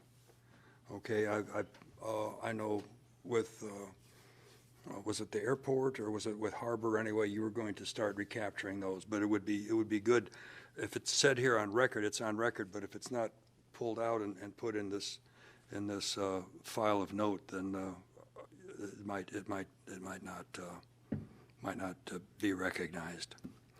And then also, the comment about how we're going to manage this, I'm looking at the executive summary here, and it'll provide the inventory, identify the properties, establish recommendations, and then create a comprehensive reference. And I think that's what Commissioner Dothett was referring to, and what we're all alluding to, is that is a summation or a compilation after we've gone through the work sessions and after we've made the recommendations, and then we take the soup that we've made and ladle it out into the policies and procedures, and I think that's a proper way to do it, and I'm sure our city manager's on board with that process. Is that what I got from this meeting tonight?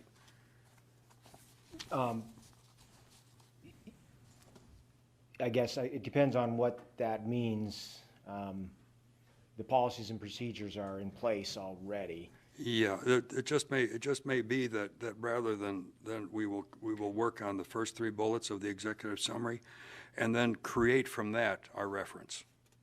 I guess the way I would anticipate this happening is that this is a comprehensive document that establishes those recommendations, and then based on that, there may be policies and procedures that come out of that. Right. Similar to the implementation plan, the implementation plan isn't going to be a part of this document.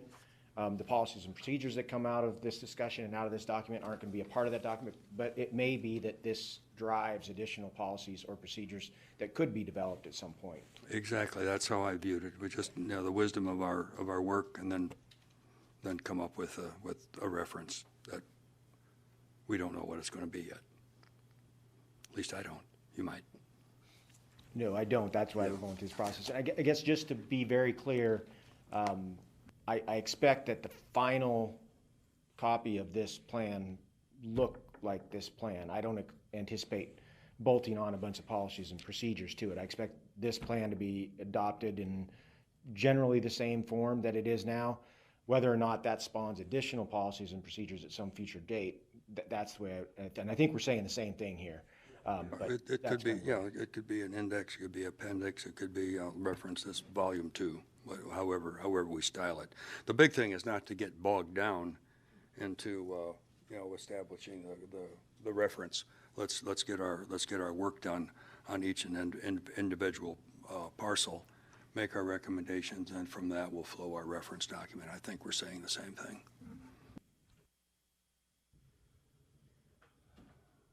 Okay, we'll get on to the council meeting from the 15th. We had a public hearing. We enacted unanimously increasing estimated revenues and appropriations for airport. It involved the Kenai Airport sand storage facility, and this is something that's largely driven by the FAA, and we are conforming with their recommendations and design intent, and for at least for the city council's point of view, it's going very, very well and well managed. We enacted unanimously accepting and appropriating a collection equity award for the network of National Library of Medicine Region 5 for the purpose of health wellness titles for the Kenai Community Library collection. We had a lively discussion, and we all were enlightened and educated with Library 101. We learned how all of this works, how a grant is proposed, how it's looked at, and how it's administered by staff and library administration. We enacted unanimously accepting and appropriating funding from the State of Alaska Department of Health and Social Services, Division of Public Health for the Healthy and Equitable Communities Program, authorizing the city manager to exercise a memorandum of agreement for this funding. And what it had to do with some equipment, as I recall, City Manager Ostrander, we had two competing ideas. One had involved some playground equipment, and the other involved a trail. And we selected the trail as the preference with the understanding that there may be some access questions or whatnot, but we will pursue that as our first option. And so that's what we approved. Let's see, where am I here? Get back. We enacted unanimously an ordinance amending Kenai Municipal Code to maintain current regulations of off-road vehicle use in Kenai after January 1st, 2020. What this flowed from was a decision by the state that's saying that anywhere in the state, if you have a road of a certain category, you can run a three-wheeler, a wheelchair, a snow machine on it, and our city administration looked at it and said, well, this might not be good because we'll find people in the graveyard and in our golf course and in people's yards. So what we did is we, as was provided for in the state legislation, we enacted basically a definition stating that certain categories of vehicles would not be allowed to do these activities, with the idea that in the future, and that might not be the near future, we would look at maybe some of the more modern utility vehicles. I recall when I was a kid after World War II, there was these Jeeps running around. You know, they're all licensed and ready to go, and the window would fold down, and off you'd go. Well, the modern utility vehicles are light years ahead of those. So we may just want to really look at what we're permitting and what we're disallowing. But we had to act before the first of the year, and so time was of the essence. And without belaboring it anymore, we are going to be, as we were, no snow machines in the graveyard. we adopted unanimously amending the employee classification plan to change the range of Parks and Recreation Director. This is something that was needed and well explained by administration. And did I see an email? We selected somebody. Good. And so as I understand it, there was a lot of qualified applicants for this position, and I think we'll be well served by having someone with the background that I recall from the letter that I saw. And then we awarded an agreement for the Kenai Waterfront redevelopment and assessment and feasibility study, and basically what that was a contract for someone who would go through the metrics of the contract that we developed and come up with a recommendation on land uses for the properties, basically extending from where the city dock is clear over to Millennium Square. And it's going to be a long and lengthy process because there's a mixture of submerged lands, there's active canneries, there's say a 20-acre parcel that has a possibility for other uses in a cannery. So it's a complex issue, and I think we'll be well served by having this contractor on board to talk with us. I believe they assisted us one time before when we were involved in airport discussions, and they gave a very clear and concise recommendation that we followed regarding land leases. And what else did we do here? Let's look. We approved a action for the special use permit for American Red Cross over at the Beacon Building, and we approved the appointments of Dan Pitts, Jacob Caldwell, Joshua Daly, Lisa Gabriel, Janet Phillips, Christina Warner, Chuck Thornton, Francis Guilfoyle, Nate Berga, Victoria Askins, Charlie Stevens, and Jennifer Jonas confirmed for commissions and committees. We postponed to 1/5/22 the action approval confirmation of mayoral nominations for appointment to a P&Z commission. And we approved unanimously an action approval idea of the city participation in a lawsuit involving UCEDA and the ability to fish out in the middle of the inlet, which is claimed to be federal waters. We're not going to go down the rabbit hole of actually getting into the lawsuit. We're just going to provide an amicus brief, stating our support for the position of the fishermen and the economic implications and the sociological implications of the actions that the federal government has taken. And I believe that that answers my question, my questions of you and you of me. And I'll just point out that what we're doing with this land use is a very, very serious and comprehensive approach, and it touches on, of course, our comprehensive plan. We have the Cool Committee report, which is Millennium Square, that touches on it, and we should recognize what the recommendations are for that. And we are very, very, very optimistic that we'll have a bluff erosion project going, and that can only provide a positive impetus for the success of our family and our city and our economy in downtown, Old Town. And thank you. Any questions? I have one for you. Regarding that feasibility study and Mr. Ostrander could probably chime in as well, but so are they going to look at that as if don't care about property owners and just look at what they think would be the best thing for it, or are they going to involve the private property owners in there? I mean, I'm just curious how that feasibility study works. Is it working in conjunction, or, yeah? I would suggest we let City Manager Ostrander speak to it, since he developed the contract and the document, and we just stamped it. Okay. Yeah, thank you, Vice Mayor Glendenning, Chair Twait. So a key component of the study is community engagement. So there's going to be a minimum of 3 meetings with the consultant and the community, including all the property owners in the area, to get their input on what they see as a vision for that area. And, there was discussions about, the fact that it is, I think, 74% privately owned in there, and, what is the the overriding objective of the city here.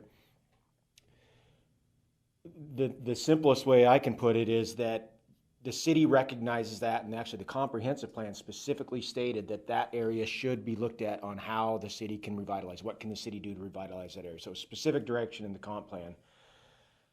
What the objective, the overall objective of this is to get community input, figure out what the vision is of the community, what they think is the best type of development in that area, and then also tell the city what you could potentially do to incentivize that type of development. So in the end, the community is going to say, you know, we think this type of development is what would take the greatest advantage of our waterfront.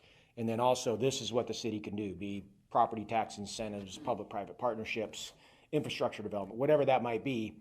And then those things that the city could do, assuming that in the end, the council makes a decision to provide these incentives, those could be presented to the private property owners. If the private property owner says, yeah, I'd like to take advantage of those incentives, and I want to build something that meets the community's vision, then it's the perfect marriage of the city being able to provide input, the private property owner wanting to develop it, and then maybe a separate developer actually doing the development. So that's the intent. So there will be work sessions coming down the pike on that for sure then. Okay. Any other questions for Vice Mayor Glendenning? All right, we'll move on to item J2, Borough Planning. Vice Chair Fikes. I was not able to make that. I was still at Santa's workshop. Very nice. All right. Go ahead. Did you guys hear how we resolved the representation of the city of Kenai and the Planning Commission for the borough? Has that been? Yeah, that was voted on. No, I mean, I missed the other meeting, so have you been given that knowledge? That commission? I can address, yes. Yeah. Please do. Please do. Speaking to that, yes, it was proposed, it was discussed, and it was voted on by the Borough Assembly, and it was ultimately approved, and it had the blessing of all the communities that were involved. It wasn't just, even though it was presented by the borough and by an assembly member, if you will, it had the blessing of pretty much everybody. There was I don't even really recall any opposition now that I think about it, but yes, it was approved, and so we will be going from a 9-member planning and zoning on the borough all the way up to 13, I believe. 14, okay, 14. And that's actually in representation of what they were getting at from before when this was brought up. And so, yeah, the borough recognizes it, and the planning department realizes that the need is absolutely there. So, yeah, huge win. And Thank you. the districting changed a little bit too, the way they're doing that. Is that true, or do I remember that correctly? Yes, so Soldovia, Homer, Anchor Point, Nanilchik, Kalfornsky, and then Soldotna, Kenai, Ridgeway, Cooper's Landing, I believe, is how that unfolded. Yeah. I think I left out Kasilof. There was two on California Beach. I apologize, I left that out. Yeah, it was largely how the assembly is constructed. In other words, there'd be 9 plus 5 first-class home rule cities gives a total of 14. Interesting part of the discussion is we're entitled to about 1.7 or 8 representatives, okay? And we consistently said all we want is just one seat at the table. We don't want to overwhelm people with votes. And so what we looked at, or what was looked at rather, was in the case of Britt Hibbard, who represents our precinct 3, but also represents Kalafonsky Beach. There will be at-large representation, presumably for that area, but not necessarily so.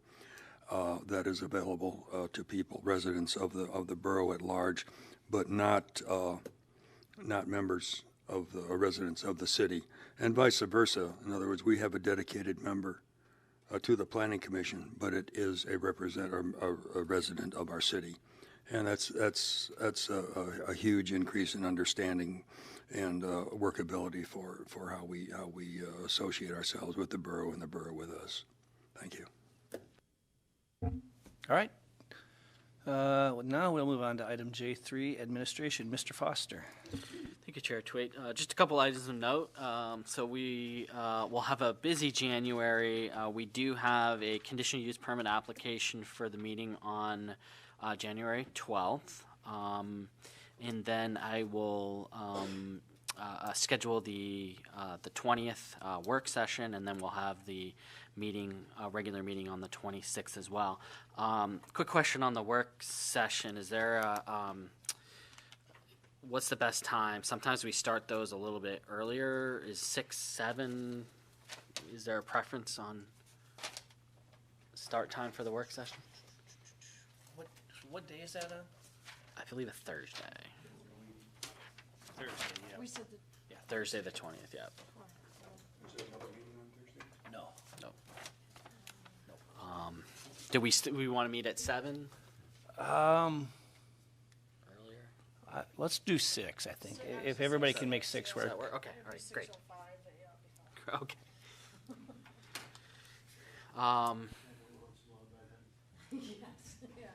And there was a question from the last meeting regarding abandoned and dilapidated buildings. So I did take a look at our code. There is code that addresses that. That's in Title 12, Health and Safety, which is also where the abandoned and junk vehicles code resides. And so there is public nuisance, unlawful, and 12, 10, 10 public nuisances. There's a long list of them, but there is M, any building or structure which is dangerous to the public health or safety because of damage, decay, or other conditions. So a dangerous public safety structure could be cited from this code. I will say, from my perspective, the building official is somebody who I would chat with anytime an inquiry or a complaint came in regarding any abandoning, dilapidated structure. I would probably run it by them to get their 2 cents, where that's structures, that's their subject matter expertise. But that is a code that can be utilized on trying to resolve public nuisance and public safety having to do with abandoned and dilapidated structures. Oh, let me just double check. I think that was it.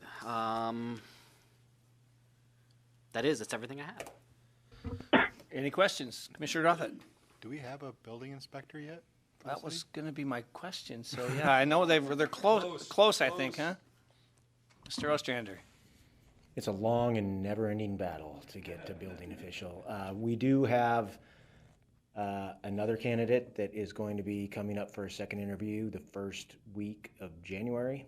I'm coming up from Wyoming, so we're hopeful that that is the candidate that we'll finally be able to fill that position with. And I have a question for you, Mr. Foster. In my going back and watching all of our meetings from way back, I noticed, or I was watching it, and there was talk about the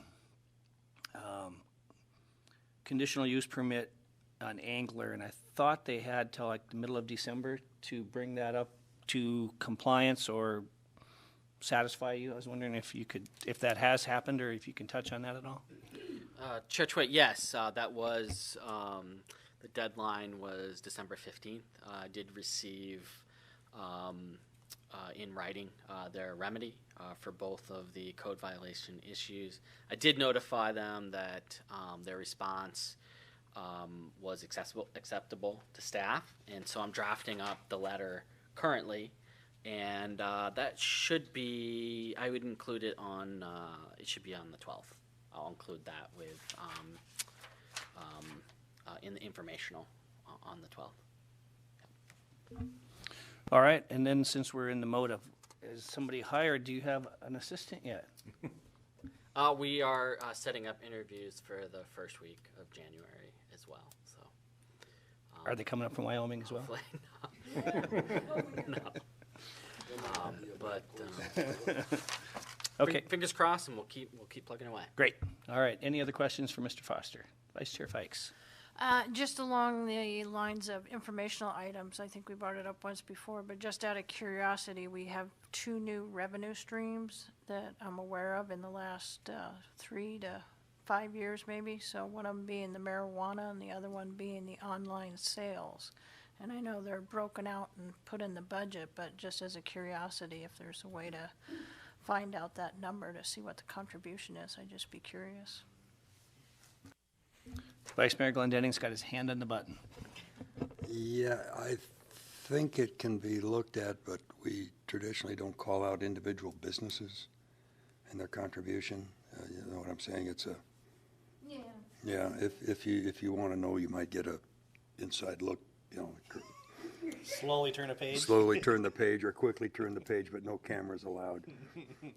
But we can get a rough idea, you know, of this. Nothing negative from it. Yeah. I mean, if it's to No, be looked well- at negatively, then no. It was Well, just yeah, I more, mean- you I know, mean, there was if you complaints say- in the beginning when we signed off on this, and now that Yeah. we've gone down the road and we keep seeing expansion and growth, it would just be nice to know what that contribution is to the community, good, Yeah, bad, or indifferent. and I don't want to speak for administration, but you might be able to look at a category, Okay. okay, to see, you know. No, what- now what- objectively, what about online sales? I mean, that's not a- That's a hot topic, and that is definitely a category, and that's something that will be revealed in time. Yeah, I could expand on that. So the online sales, we can provide you with that number. We can provide you with what we saw for last fiscal year and what we have to date for this fiscal year. Since that doesn't specify any different category of business or business name, we can provide you the total amount for online sales. Marijuana is as Vice Mayor Glendenning says, is trickier. We can't break it down by even category. We can tell you total sales in the city. We can't do it by category, and we certainly can't do it by business name. So the marijuana one is going to be more difficult. Right, and I guess I was looking at it even as all under one umbrella, as just marijuana, but I guess it's broken down beyond that by cultivation and retail. So I guess my thought pattern was just on, like I say, as a resident of the community, when you're looking at revenue streams, that's a great thing. And so it's just being able to tap into those two. That's why I was just food for thought. Yeah, and I'll check. I mean, my finance director gets very protective when he talks about these numbers. But I'll see if we can tease something out to give you some idea. I would bet the budgeted number for this next fiscal year would be pretty close to what the answer you're looking for would guess. I would. Commissioner Dothett. Speaking of sales and stuff, I think it was the 21st that the old bowling alley was supposed to go up for auction. Did we hear anything about that and what happened with it? Mr. Foster, or Mr. Ostrander. Yeah, I happen to know the answer on that. The minimum bid price on it was $406,000, and they received no bids. That's the amount owed on the note, plus penalties, interest, attorney's fees. There's a bunch of different fees that add up to that total. So what, I guess maybe you can enlighten us, what happens after this? I asked that question. No one knows at this point. At least I don't know. So I'm sure someone knows, but They'll just gift it back to the city and then we can deal with it? there is the possibility that a private individual could go to the bank and try to purchase the property for something less than what the minimum bid was. That's something that could be happening, but if that doesn't happen, they likely try to roll it out again, maybe adjust that amount. I'm not sure. Just falling back onto the dilapidated building and public safety, that might be something the city looks at about that frontage. I mean, that's a large chunk of wood that's getting ready to fall on somebody's head that's walking by there. Might be something that we might have to address under that statute. Mr. Foster. Through the chair, Commissioner Douthat, staff has provided that notification of actually that section of code that I was discussing earlier. Right now I'm working with the city attorney on trying to determine ownership and then passing that along to whomever the new owners of the property would be. So I'll be working with the city attorney on that. The notification was provided to the previous owner who has now been foreclosed on. we'll be keeping an eye on that. So would that be something that would go before the bank? I would just think there's got to be somebody that could be held liable, even if the bank owns it. The bank would have to make sure that it's not going to hurt somebody. And right now, I mean, that's got to be getting close. They'd have to have some kind of proof. Maybe the city can at least ask for proof of insurance for liability or something, because there's a lot of people that are questionable walking around that area. I mean, that's a 20-foot tall giant chunk. Eventually, in the right storm, that thing's got to come down, and that could squish somebody. I mean, I'm just thinking as far as maybe they can confirm that there's at least some kind of an insurance policy if they're not going to fix it or something. I don't know. It just seems like a liability waiting to happen. All right. Nothing else. We'll move along here to item K, additional public comments. Nobody online? All right, move on. Vice Mayor Glendenning. Yeah, just a general comment. On City Council, we're looking for lots of help with this land use thing. You know, and any consideration, any insight, and I know you're going to work hard on it, helps us make a better decision, helps us make a more informed decision. And we're not in a race to get this done. We just want to get it right.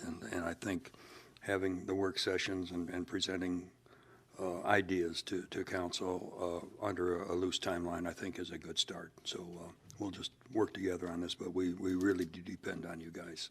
And thank you for your involvement. All right. We have no informational items, so we'll move on. Our next meeting is on the 12th, and everyone planning on being there for that one? Okay. Commissioners' comments and questions. Commissioner Woodard. Merry Christmas. Very good. Commissioner Dothett. Nothing really. Thanks for the cookies. Commissioner Springer. Hey, I'm good. Nothing. All right. Commissioner Halstead. Nope, thanks for the treats. Vice Chair Fikes. All good. Thank you for the treat. Bob, guess what you're missing? And one thing I was going to actually mention earlier is, and again, kind of a good tool to go back and watch one of those meetings at home on your TV, but it is really important to turn your mic on when you talk and turn it off when you don't, because I know I leave mine on sometimes and I can hear the static when someone else is talking, so on and off. And then for some reason, that one is really hard to pick up on. I had to strain really hard to hear somebody at that. I don't know if that could be fixed. That would be helpful too. I don't know what the problem is, but for some reason. And then that's all I have, other than hopefully I'll be back here next year to work on this stuff with you. But anyway, have a Merry Christmas and business complete. The meeting is adjourned.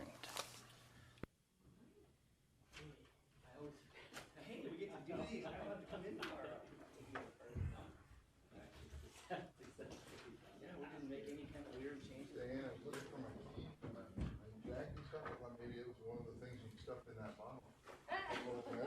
Magic show I was watching. How much did you fit in? Use your phone and it rings through your iPad.